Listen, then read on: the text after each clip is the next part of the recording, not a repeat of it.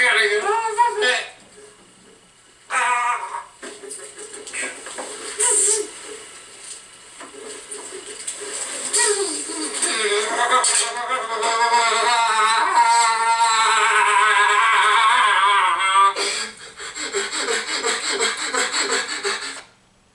Alright, that's enough. Hi, my name's Brad. That's me on the table getting an EMG done. And no, that's not why I'm in pain. Before we get started, everybody that's responsible for this, I want you to know I just asked you for help. That's all I wanted. That's all I desperately needed. I'm making this YouTube video to address some specific people. Some are with the Workman's Comp Board, Social Security. Some of them are involved with social services, vocational rehab programs.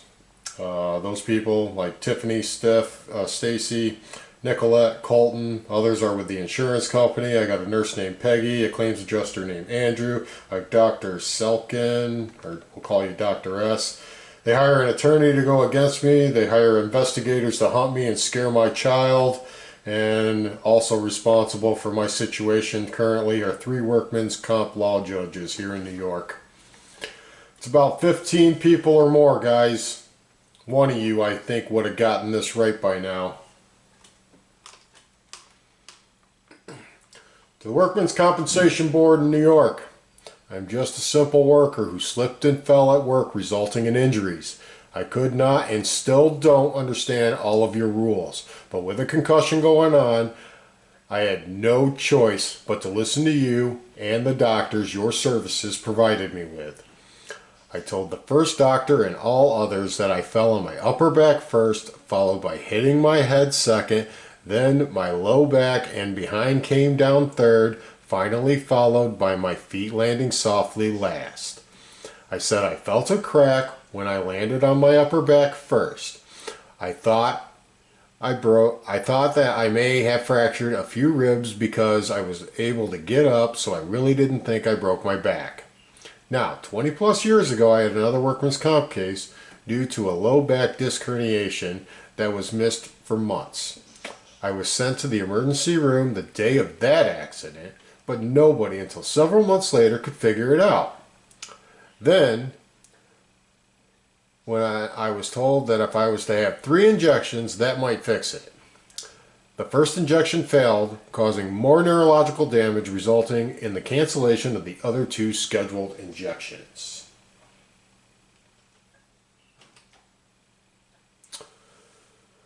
Recently, as of April and May of 2025, I had a conversation with a doctor about what was going on. This was my third opinion doctor. And on the phone, this is what we discussed. When I talked to the doctor that said he saw fractures in every MRI about the injury sustained on 2/24/2023, this is what should have happened, but didn't. Along with the injuries, you did find the one you missed was called a compression fracture in the T3 spine area. This is a minimally invasive surgery to perform and completely repairable. It consists of injecting a cement into the cavity. This surgery can be performed around 2 months' time after the date of the accident. In most cases, people can return to the same work after 6 months or so. When I asked him if that was true for me, he said a man my age, I was told about 8 months to a year with surgery, proper treatment, and therapy. None of that occurred. Instead, let's find out what you guys really did to me. So at the end of the 2 months there, instead of doing that surgery like you should have, my first doctor that I saw, we'll call him Dr. H, sent me to physical therapy.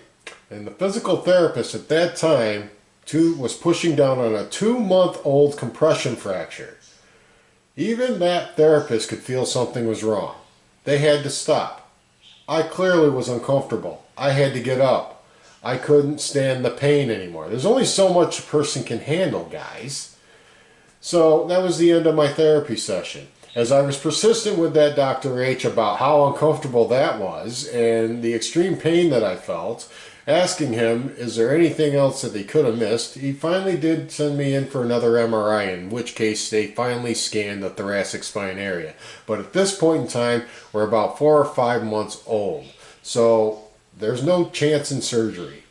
But however, instead of him telling me that he made a mistake, he said to me in his own words, there was never any fracture.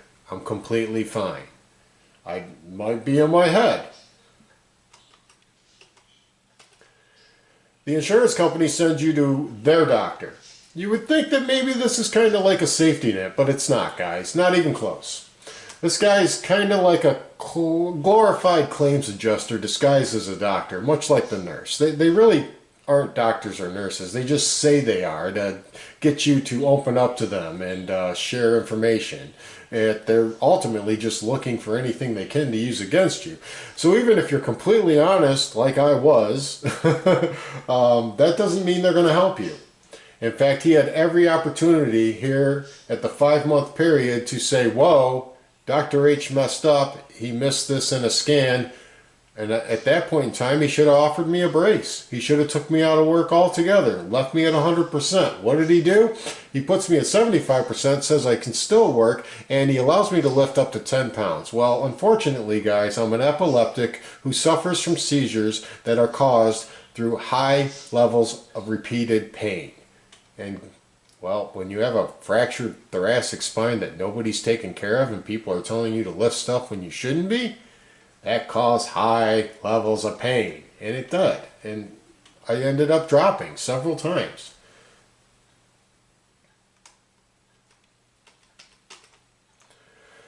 Finally, about a year goes by. I'm still struggling. I still have zero answers to this point as to why I'm suffering, and I'm still unaware of any fracture that was ever there. Nothing. Everybody's telling me I'm okay. I'm on my second opinion doctor. We'll call her Dr. C. And here it is. A suggested old shallow compression fracture.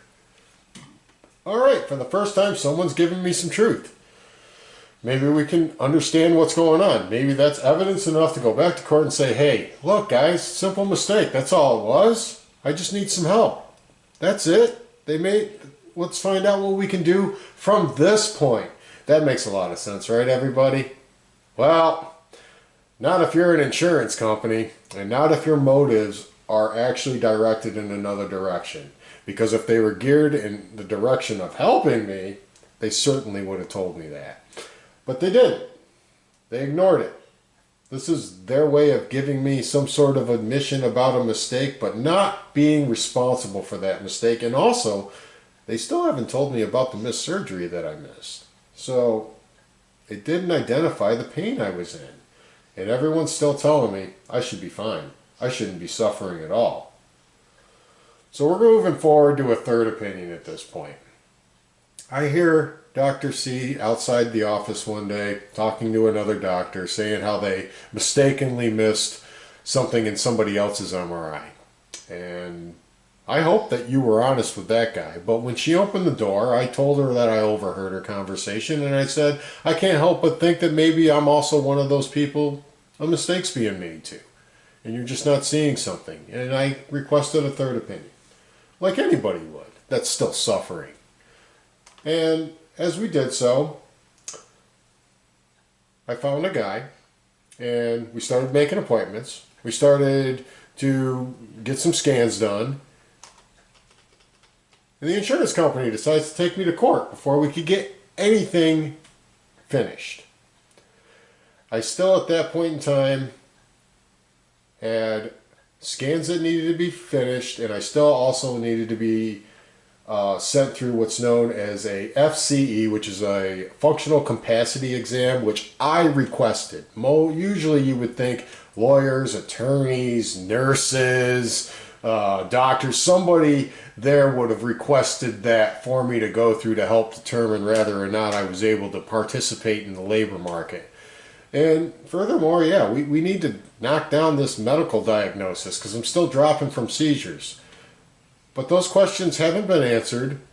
In fact, they're being thoroughly ignored.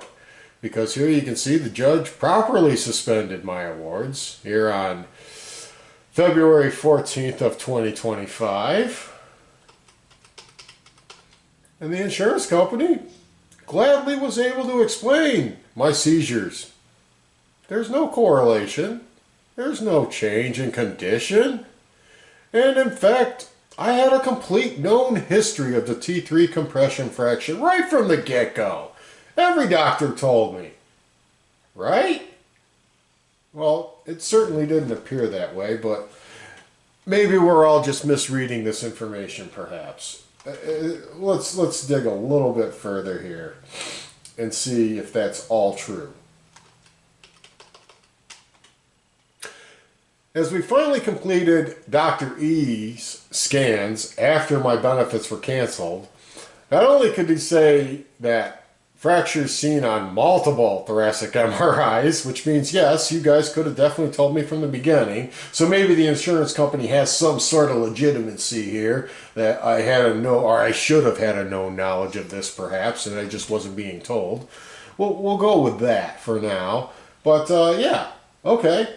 Now we know. But it's not explaining the pain. And it didn't come until a phone call later with this doctor that I found out that I had missed out on a surgery that I probably needed at that time. And had I received such a surgery, I probably would have been able to return to my job like I once had just before. Okay, now it's starting to make sense. Now I get it. I missed a surgery, I had a fractured spine. All of these are, you know, contributing factors to my condition. Okay. Well, at this time, I'm struggling though. I don't have any way of taking care of myself. I'm selling all of my assets and I'm just trying to stay alive. I'm trying to take care of a child who depended so greatly on my financial ability to take care of them. And they're becoming a senior, and so this is kind of a crucial year for any kid, and this is senseless. Didn't need to go through this. We could have taken care of this. Everybody could have been honest from the beginning, but whatever. You guys decided not to be. So, I'm kind of trapped in this system where Social Security's not helping me. I can't make any more doctor's appointments because they're saying there's no change in my condition. Nobody's doing anything at this point, but I have the truth. I finally have the truth. So at least I have something at this point. So I thought, you know what, I'm still dropping from seizures. Maybe I'll call doctor number 2, Dr. C that is, and we'll go back to them and I'll share this newly found information and maybe finally we can come together with some sort of plan for me and figure out what exactly it is we should be doing and need to do to care for me and take care of me from this point forward. And here's what was said. What would they have done if I went to the emergency room? I don't think you would have been diagnosed with a fracture. Alright, so if I would have gone to the emergency room, they don't think I would be diagnosed with a fracture. Boy, that's a big jump. We're just going in circles, guys. Is it a fracture on every MRI, or was there never a fracture at all? Was there surgery I needed to have? Was there, or not? You say you have properly suspended my benefits. Does this sound proper to anybody? Because it certainly doesn't sound proper to me. So that can't be true. Can it? I mean, come on. Moving forward, sadly,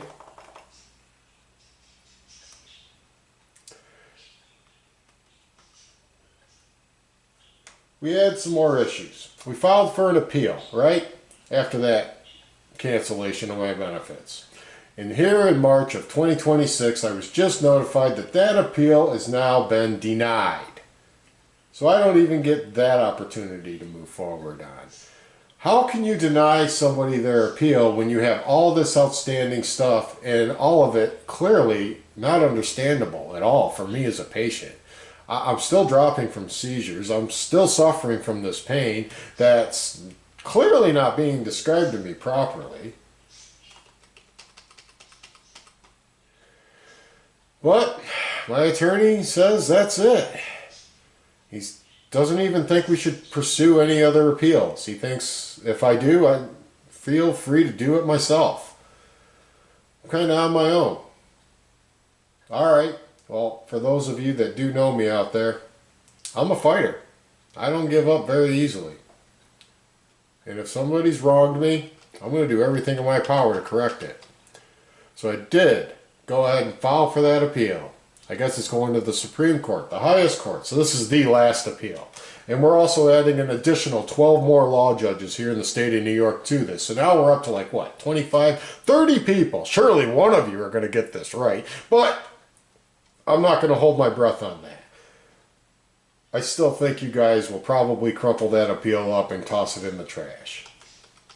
It was nice of you, however, to send me a confirmation letter saying you got it. I'm not sure if it's going to go much further than this. So this is one of the other reasons that I'm putting all of this on a YouTube video on YouTube. Quite frankly, I don't trust any of you.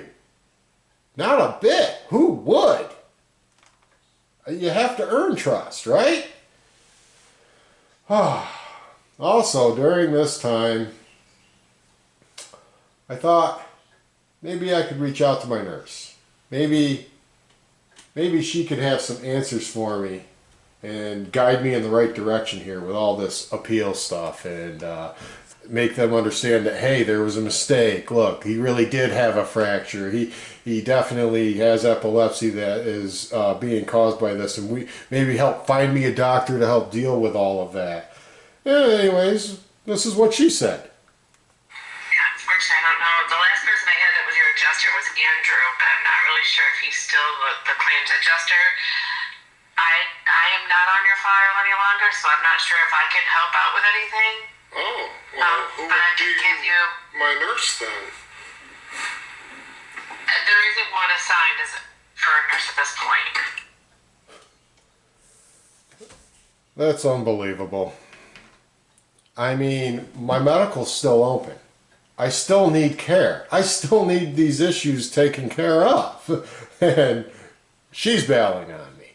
Not that she's really a nurse anyways. Like I said, she's just more of a glorified claims adjuster disguised as a nurse. But still, rules are rules. Call her, ask her if she has any way of helping me, especially if she can provide me with doctors that can help answer some of these serious questions that I have. And yeah, nothing. That's because they want to close the case, guys. They have no interest there, nor did they from the beginning, in helping me at all. That was not a priority. Not once. And here's why. Right there. That's a lot of money. That's a weekly average as to what I was once making when I was healthy. Well, healthy enough to work anyways. That's motivation to me. That's motivation for a judge, and that's a motivation for, well, 25 or 30 people at this point to cancel me out and delete me. Because that's expensive. And I can understand why you guys don't want to pay for it. Especially given the fact that all these mistakes that I'm discovering now that were made, I can easily show you. That would make me look like a fool if I were in your shoes.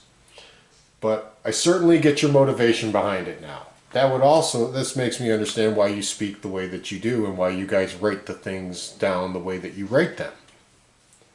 It's just a big cover-up to covering up the truth. Taking what you really should be doing away and just trying to close a case. That's horrible, guys. We're better than that, aren't we? Just as a human being in this world, isn't everybody by now in 2026 better than this? Well, one would certainly hope and think so. But in my case, it does not seem to be that way. So how am I going to get out of this mess? What are we going to do? We need someone here to be an adult, step in and say, hey, this is what we got, guys. This is the right approach. Anybody? I got about 30 of you out there. Is there anybody? I'll do it. There you go. Allow me to read this, please. This was from me to my attorney. Okay, here is what I would like us to do while I get this YouTube set up. I have another doctor's appointment on May 14th at 11 a.m. with a Dr. M. Dr. E retired. This is his previous office and doctors that took over his patients, yet still have access to his files and notes. Due to the recent discovery of myself swallowing air while taking my anti-seizure medication, causing repetitive pain to be felt in the thoracic spine area that escalated into me having an epileptic episode, is reason enough to explore the following. First of all, of all my years and prior to me being treated for epilepsy or being even diagnosed yet, and without medication, I have swallowed air before and I have had it hurt in my thoracic area. But I have never had it cause a seizure until now. Second, due to this new attention to my seizures reacting in this way, Dr. F wants to see me on August 20th at 8:15 a.m. If he cannot diagnose me with the type of seizures I believe I have, then I will ask for a referral for Dr. N, an MD out of Rochester. He specializes in these types of seizures. I am unfortunately not able to participate in the Access VR programs until I can get clearance from one or both of these epileptic doctors and a better understanding and clearance of how to control the pain levels in a working environment with Dr. M if allowed, or to determine if I am currently 100% disabled from participating in the workforce due to the combination of my current health conditions. I would require that all these doctors be allowed at this time to have full transparency with my current health conditions that I am suffering from. Otherwise, at this time, I am currently continuing my medical and requesting 100% disability until all of these things are reasonably understood as specified in the Patient Bill of Rights. I don't know about you guys, but that seems to make a lot more sense than all the garbage I just read before this. That's because that's exactly what you need to do. That's a grown-up, guys. A grown-up wrote that. A guy who understands right from wrong wrote that. Let me explain a little something to you.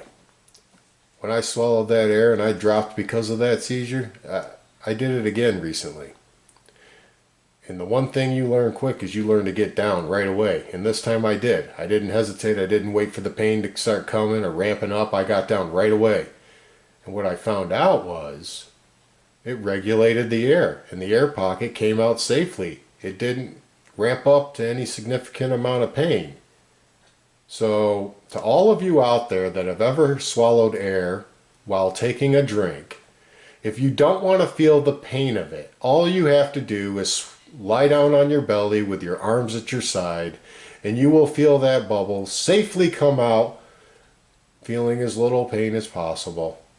It'll be nowhere near what you would normally feel if you were to remain standing. You know who knows stuff like this?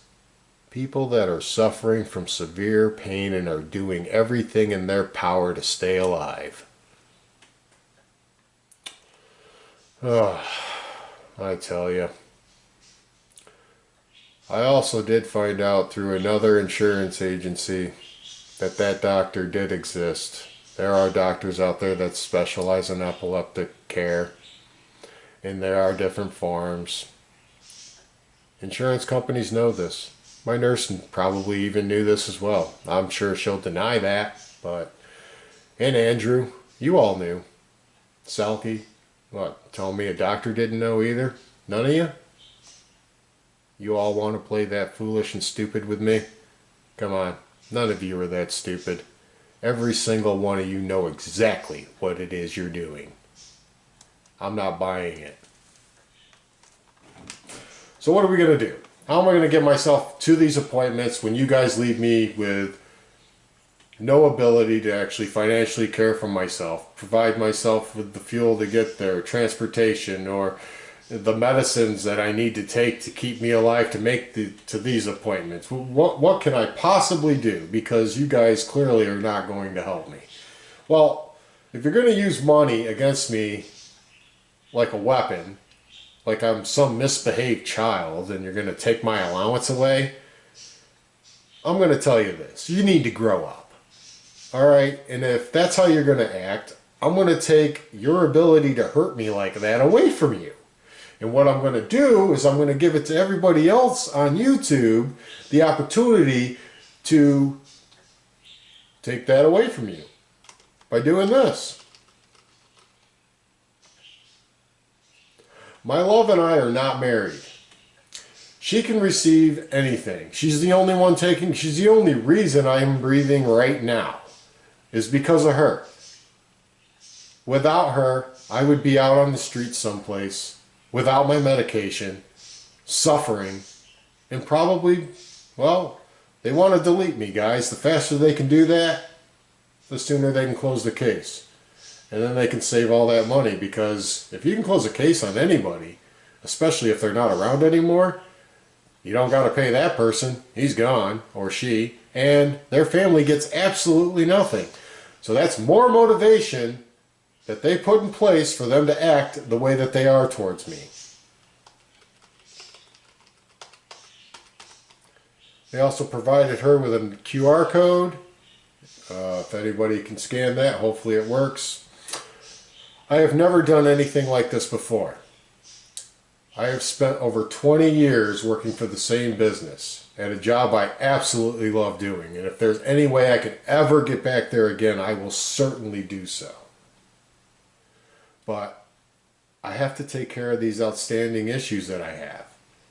And I have to make sure I'm going to be okay if I'm going to be anywhere else, especially in a working environment. I can't risk my life just so an insurance company can save a buck.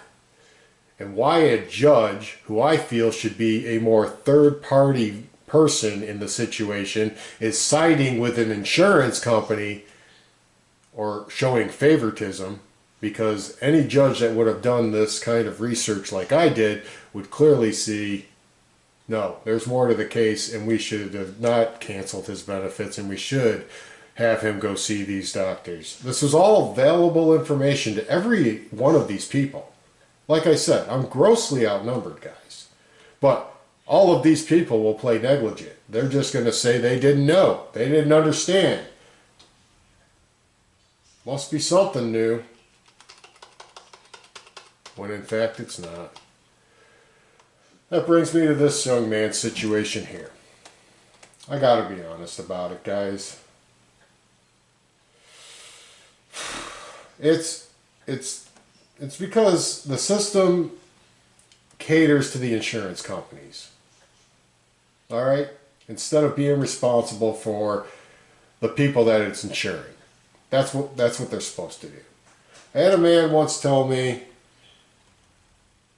when we were talking about injured workers, that insurance is here to help you.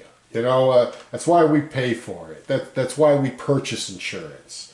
Okay? So that when things go wrong, you know, the money's there, the doctors can get paid, everything's there for you. You don't have to think about it. Nobody calls an insurance company saying, hey, I'm having a great day. No, when we call these people, something happened. Something serious is going on. And we are not only just dependent on them financially for everything, for that kind of support, but we're dependent on them to help us and guide us in the right directions. That's why when an insurance company sends you to doctors and nurses that they pay for and are under their payroll, you almost can assume that that's what they're doing, right? They're there to help. But that is not the case. That is not what's going on at all. So when I talk to that man, if I was to see him today, I would have to say, take a good look at my case. Look at me right now. Here I am, left with a broken body, with no money. I have no ability to provide myself with water, food, shelter, medicine that I desperately need to survive. And yet, Mangione here will have all those things. Still, that tells me the system's broken. Because if I'm going to be without those things potentially here in a couple of months, that's a broken system. That doesn't mean it's his fault. That doesn't mean it's the CEO's fault that lost his life.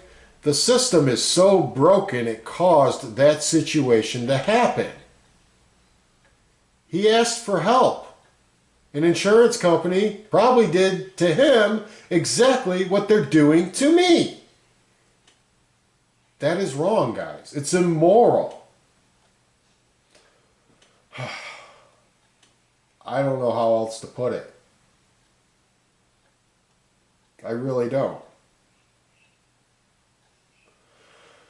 The only thing I can leave you guys with is I'm not giving up. I'm going to fight to the bitter end. Until my last breath. That's all I can do. I can't stop what's happening to me. I can only do my best to survive it. If you people want to take me out that bad, continue with your reckless ways. I'm not going to be able to fight you off forever. No one can survive without the ability to actually pay for themselves. And I know that's what you want, and you know it too. I think it's pretty sad that you want to try and close a case that way, but it's just money. That's all it is. You worry so much about it. You guys are so blind to the fact that you can't actually help a human being that desperately needs help and can even give you the protocol in which to do so. Like I have. I know exactly what I got to do. But you've made it merely impossible for me to make it to these goals. Especially that appointment in August. Realistically, I don't think I'm going to have a home by then. My love wants to stay with me. I told her she's crazy. Coming up on our 20th year anniversary this 4th of July. Oh, that's incredible love. I get it. But I don't want to watch her suffer like I'm suffering. I don't want to watch her starve like I'm starving. I don't want to watch her lose our home at the same time. None of that should happen. It's so unnecessary. It's all preventable. But once again, the judge and the insurance company properly did their jobs. Or did they? I'm going to leave that up to all of you to decide. Anybody out there that thinks I'm right, please donate. I humbly thank anyone that does. Give me an opportunity to come back on YouTube and say some more. Other than that, if they get me, I want everybody to know I tried my hardest. I fought them tooth and nail. I did everything in my power to stay alive. But I'm grossly outnumbered. That's a tough situation, guys. It's not one person's fault. It's a system problem. And we can easily fix it if we tried. We just don't want to.